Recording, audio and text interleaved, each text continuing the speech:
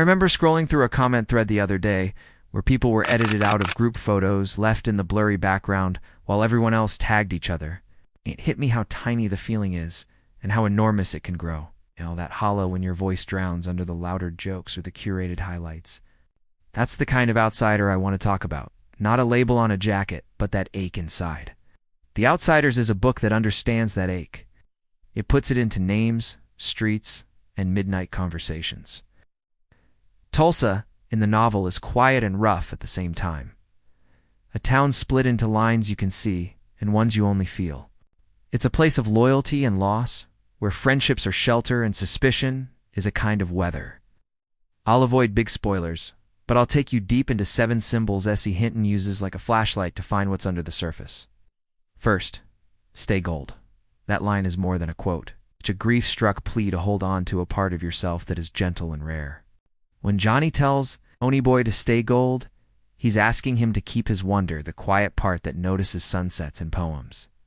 In real life, that's the kid in all of us who still believes in small kindnesses, and the danger is that the world scrubs it off with expectations. Hinton shows how lost innocence doesn't vanish in one moment.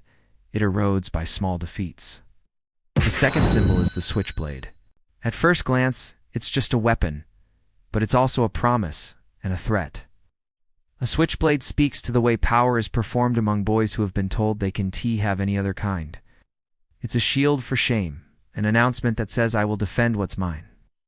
In our world, the blade can be a tweet, a posture, a reputation, something wielded to keep people at a distance. Notice how the switchblade often hides fear as bravado. Third, the church fire. That moment rips open the story and forces true character into the light. When the boys run toward the burning building, Hinton rewrites them from scary to sacrificial. The fire becomes a test, and the rescue reframes what it means to be tough. In real life, sacrifice looks messy and small. Someone giving up comfort or safety because they know it's the right thing. That's redemption, raw and unpaid.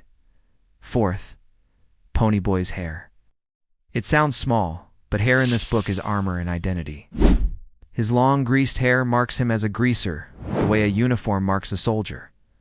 But Ponyboy also loves his hair. It's part of him. When he worries about losing it, it's a fear of losing the self he knows. We do this with clothes, accents, or social feeds, bending who we are to fit or to resist. The hair is a reminder that identity can be both chosen and forced upon us. Fifth, the sunset. Hinton uses the sunset as a quiet bridge between divided lives. It's one of the few things that the greasers and the Socs both see and recognize. That shared sky is a small, stubborn proof that we have common ground even when everything else says otherwise. The sunset is a lesson. Empathy is often a slow, beautiful thing you notice when you stop trying to prove yourself. Sixth, greasers versus Socs, the class divide. This is where the book gets sharp and political without preaching. Hinton makes class a living animal in the story. You can feel it in stares, in who gets arrested and who gets to call the police.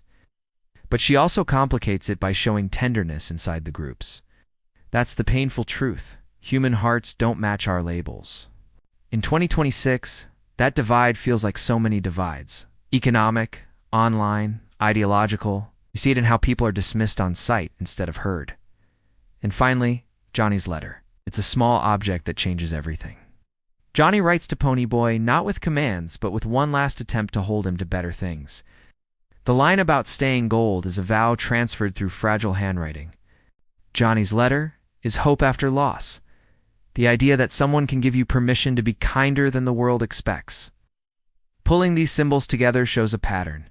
Hinton's world is brutal and tender at once. The book asks us to notice the small things that make someone human. It teaches that toughness can be an armor for pain, and bravery can be a quiet, loyal thing. Reading The Outsiders in 2026, the urgency comes from how much our world rewards separation.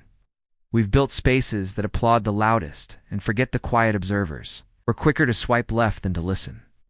That social currency strips people of their gold bit by bit. My personal image of being an outsider is not teenage rebellion, but a series of tiny exclusions. A group chat where my message is Dan. Teget answers a job where my ideas get repackaged. a feed that never shows my face. Hinton's book is urgent because it reminds us that belonging is not a prize, it's a responsibility. We can let someone stay gold by making room for wonder, by refusing to weaponize shame, by recognizing when someone risks themselves for another. If that sounds heavy, it's because it is. But there's hope stitched through the pages. Friendships that teach mercy, choices that rewrite a reputation. If this kind of close reading matters to you, and if you want the kind of uncomfortable truths that push toward empathy, subscribe to Symbolism Decoded. We unwrap what authors bury so you can carry those insights into your everyday life. Before you go, please like if this landed with you, and subscribe if you want more thoughtful human first readings. And in the comments, tell me what's a small symbol in your life that marks you as an outsider, and what would it take for you to stay gold today? Thanks for listening.